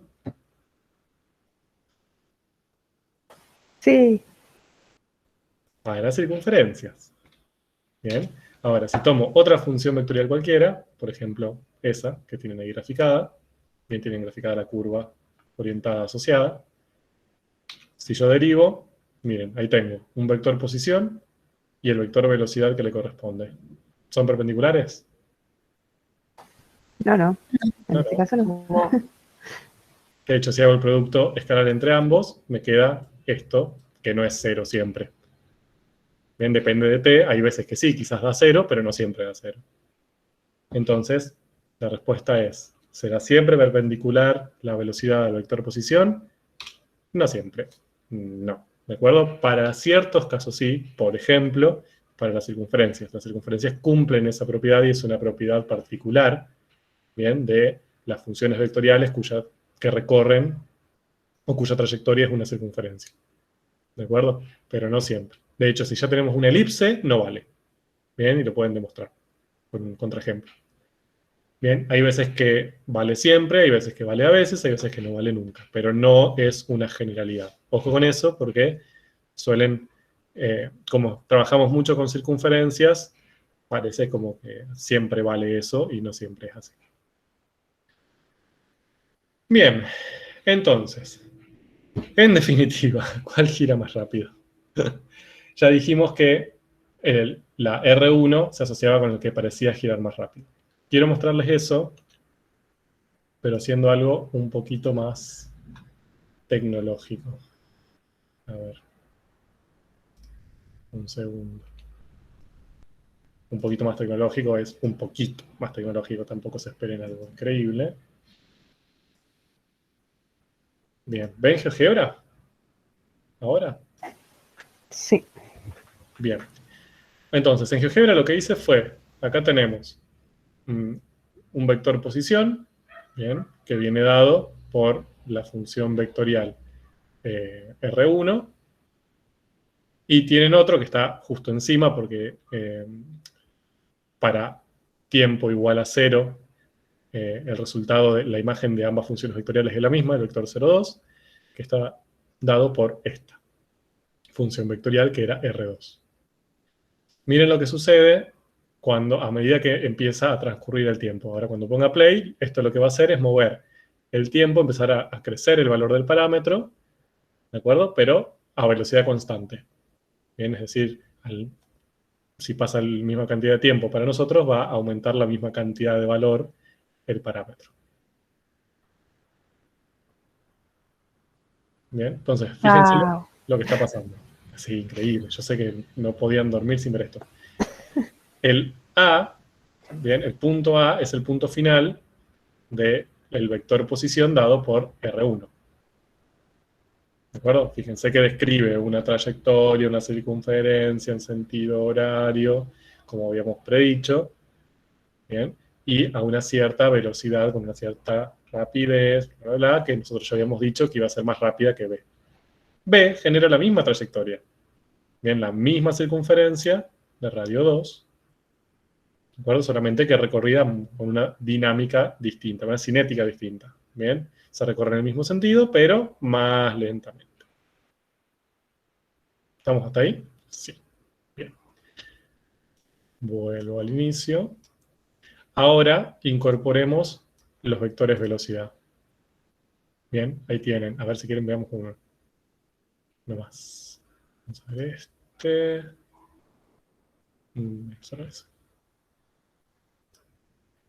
Entonces, ahí vamos a ver solamente el vector posición para R1 y B1. Sería su velocidad. ¿De acuerdo? Fíjense que nos dio en este momento tangente a la trayectoria, ya demostramos que eso vale siempre, y perpendicular entre ellos, que ya demostramos que eso vale solo para las circunferencias, al menos, mejor dicho, que para las circunferencias eso es una generalidad, pero que no vale para todas las funciones vectoriales. Veamos cómo se mueven juntos. Bien, si yo para cada uno de esos puntos, lo que está haciendo GeoGebra es para cada valor de t, está calculando este vector, y poniendo el vector velocidad anclado al punto final del vector posición. Nada sorprendente, ¿no? Siempre lo que vemos es que son perpendiculares y que siempre es tangente a la trayectoria.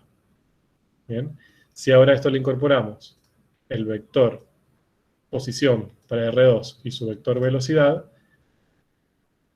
bien, fíjense que pasa lo mismo, es tangente, bien, es perpendicular, pero tiene un módulo menor. Dijimos que esto tiene un módulo 2/3 y esto tiene un módulo 6, y eso se relaciona con que esto se está moviendo más lentamente. ¿De acuerdo? Es todo lo que vimos hoy, pero en versión animada y no creyéndome a mí cómo los vectores se mueven. Creo, si no me equivoco, el año pasado lo hicimos, debe estar en YouTube. Hay un tutorial en YouTube, hay un videito para enseñarles a trabajar con funciones vectoriales en GeoGebra. Bien, así, si no ven mucho las funciones vectoriales y el movimiento y la dinámica, quizás les conviene hacerlo para verlo de manera más... Sí, iba a decir, estaría bueno aprender a hacer eso. Sí, tienen un videito para hacerlo. Bien. Entonces, ¿estamos hasta acá? Sí, profe. Sí, profe. Bien, a ver. Quieren que vuelva a presentar, ya soy una abuela con esto. Bien. Entonces, ahora sí podemos tener la conclusión, ¿no? La más rápido era esta, era R1. Bien, y la más lenta era R2. ¿De acuerdo? Listo, terminamos esta actividad. Lo que me interesa un poco de esto es que vean cómo a partir de la función vectorial podíamos sacar cierta información, como por ejemplo la trayectoria, e incluso la dinámica, cómo hace, para qué lado, en qué sentido se mueve, en qué sentido se recorre la trayectoria. Pero si ya queremos ir más a información cinética, de cuál es la velocidad y eso, y cómo se mueve, bueno, entonces ahí necesitamos el cálculo diferencial. Bien. Y ahora les voy a dejar, no lo vamos a hacer ahora, pero les voy a dejar planteado un problema. Supónganse que nosotros tenemos ahí una pelota en una plataforma suspendida. Y esa pelota en sí, lo que vamos a hacer es, esto está a una cierta altura, la vamos a empujar despacito, ¿bien? Pero para allá, ¿bien? Hacia la derecha. Y tendremos que predecir qué es lo que pasa. ¿Bien? No solo, obviamente, que se va a caer, obvio, lógico, sino también cómo se va a caer. ¿Qué tipo de curva? ¿Cómo va a depender en el tiempo? Bien, porque ustedes me podrán decir, y bueno, esto seguramente hace una parábola, ¿no? Si yo me empujo para allá, va a ser algo tipo medio parabólico. Pero ¿cuánto tiempo va a tardar? Todo eso. ¿Bien? Describir su movimiento. Ahora, ¿qué información contamos? Primero lo vamos a ubicar en un sistema de referencia. Bien, acá vamos a tener el piso, el suelo. Bien, va a estar a cierta altura. Bien, y acá va a estar la pelotita. Desde ya que algo que va a afectarla va a ser la aceleración de la gravedad. ¿Sí? Sabemos que es una aceleración que va hacia el centro de la Tierra, es decir, vectorialmente es un vector que siempre va a apuntar paralelo al eje Y, bien hacia abajo. Bien, y lo podemos representar como 0 menos 9,8 si estamos en el sistema internacional. Bien, o sea, esa aceleración va a ser igual siempre. En cualquier momento siempre va a tener la misma aceleración la pelota. O sea que podemos decir que esta A, en función del tiempo, siempre va a ser igual. Va a ser 0 menos 9,8. Tenemos también su posición inicial. Bien, porque si tenemos acá un sistema de referencia y lo ubicamos de esta manera, si yo busco el vector posición, que va desde el origen hasta la posición de la partícula, en este caso la pelota, al momento 0, cuando empiezo a contar el tiempo, va a ser este vector. Bien, que vamos a considerar que es el vector 0, 78,4. ¿Cómo interpreto eso? Que la pelota está a 78,4 metros de altura. ¿Bien? Y también lo que vamos a considerar es que nosotros la estamos empujando horizontalmente, ¿bien? Con una velocidad constante hacia allá, de 1 metro sobre segundo. Bien, pero lo que me importa de esto es que la velocidad inicial es horizontal. No la estamos ni empujando para arriba, ni en un ángulo, ni para aquel lado, ¿no? Simplemente para allá. Es decir, tenemos 3 datos. Su posición inicial, su velocidad inicial y la aceleración, que podemos considerarla como su aceleración inicial, y también que es la aceleración para cualquier tiempo, ¿bien? Porque siempre va a ser igual y es 0 menos 9,8. Entonces mi pregunta es, sabiendo eso, ¿ustedes pueden llegar a obtener h de t? Es decir, ¿pueden encontrar la función vectorial que describe a esa partícula o esa pelota en función del tiempo? Fíjense que no le estoy pidiendo la trayectoria solamente, porque la trayectoria podemos suponer que va a ser una parábola. Ahora, yo lo que le estoy pidiendo es la función vectorial, o sea, que me digan la trayectoria y además la dinámica y la cinética de esa pelota. Cuánto tiempo tarda en moverse, bien, con qué velocidad lo hace, toda la información que estuvimos viendo recién de las partículas girando, bueno, ahora sobre la pelota. ¿Pueden hacerlo? Y si pueden hacerlo, la pregunta obviamente es ¿cómo?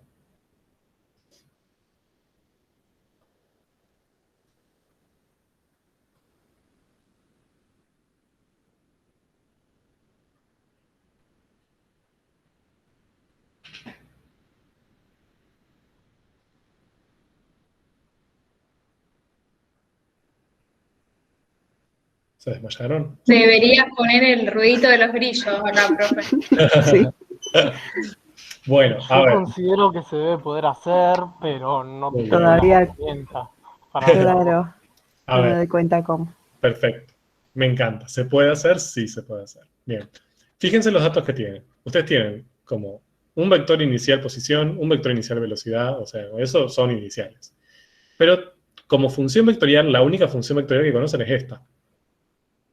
Bien, que es la aceleración. Siempre tiene la misma aceleración, la partícula, que es hacia abajo. No importa dónde esté, no importa la altura, la posición en la que esté, siempre va a tener una aceleración hacia abajo. Bien. Ahora, ¿cómo puedo hacer de una aceleración a la posición? Che, profe, medio que se corta. Si se quieren ir y me están diciendo que se corta. A mí se me cortó, no sé A los otros, mí pero a mí también se me sí. cortó. No entendí lo último, se cortó. Ay, qué mal. Sí, Profe, ¿puede ser integrando? bien. ¿Me escuchan? Ya prometo que digo esto y Se escucha mal, Nacho. Sí, se escucha medio mal. Sí, no se escucha, profe.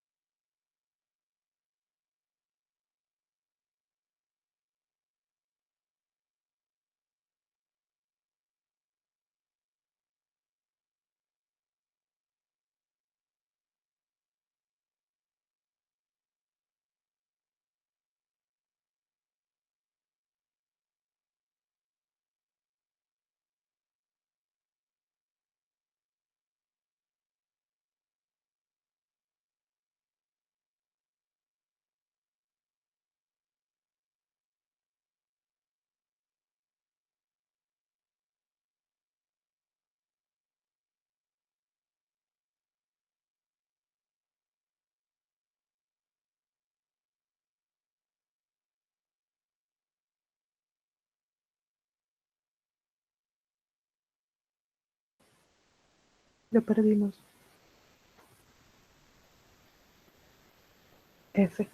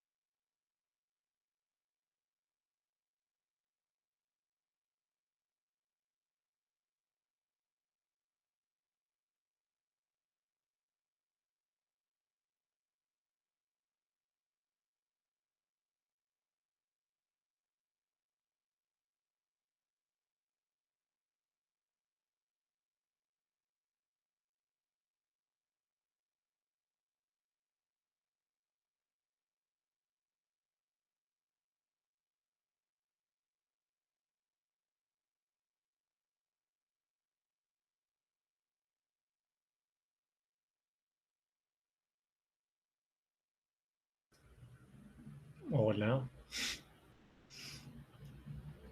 Buenas tardes, profe. Hola, profe. Seguimos acá. Hola, Buena profe. madrugada. Espero que hayan dormido. Ay, Hola, buen día. bueno, ahora voy a básicamente quemar 2 veces algo. Bueno, para no sacarles mucho tiempo y cerrar lo que venía diciendo, y se los dejo ir, se los prometo, pero me quedó el final de la historia ahí colgado, me siento muy mal. No nos podemos ir sin saber el final, profe. Por supuesto, porque además esa es la introducción de la clase de mañana, o sea, tienen que saber esto. Ya va, ya va. Bueno, les decía, bueno, teníamos todo esto, teníamos... bien. Entonces, sabíamos la posición inicial de la pelota, sabíamos la velocidad inicial de la pelota y sabíamos el único dato como función vectorial que teníamos, que era la aceleración, que era constante siempre, 0, menos 9,8, para cualquier valor de tiempo, y sin importar si la pelota se está cayendo, está parada, siempre es igual. La pregunta era, ¿pueden obtener, de alguna manera, la función vectorial h de t que describía todo el proceso de caída? ¿Se puede usar la integración? Se Bien. puede integrar. Y tiene toda la pinta de ser un PBI también, porque tenemos dos valores iniciales.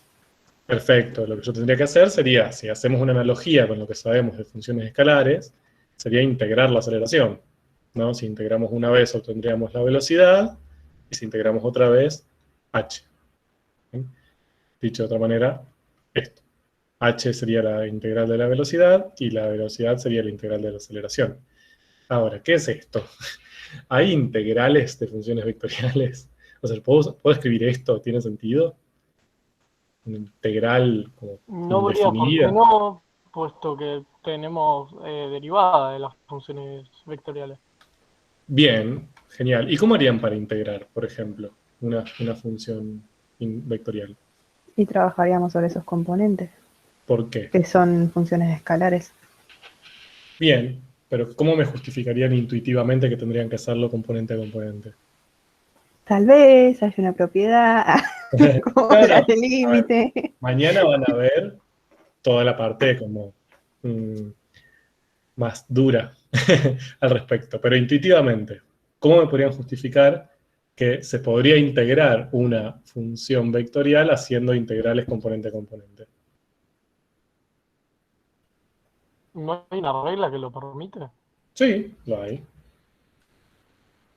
Bueno, pues esa regla Porque se puede entonces derivar. funcionaría no me la acuerdo de memoria. No, pero no me refiero a ver, tienen teoremas, van a ver un montón de cosas, ya mañana van a ver todo con lujo de detalle. Pero me refiero intuitivamente. Si alguien le dice, bueno... Porque se puede derivar, ¿no? ¿Cómo? Que, por ejemplo, al poder, por ejemplo, derivar h, ya sabemos que se puede derivar, entonces si se puede derivar, se puede integrar. Perfecto. Bien, intuitivamente, si ya la derivada se hace componente a componente, ustedes saben que integrar en cierto punto lo podemos pensar como un proceso inverso. Bien, entonces es lógico que podamos hacerlo componente a componente. ¿De acuerdo? Punto. Todo lo que quería decirles, mañana lo van a ver con más lujo de detalle, cómo trabajar y qué significa integrar funciones vectoriales. Buenísimo. ¿De acuerdo? Puntuales y todo. O sea, sin los cortes hubiera terminado como 3 minutos antes. Increíble. Anótenlo. Bueno, preguntas. Ya sé que no.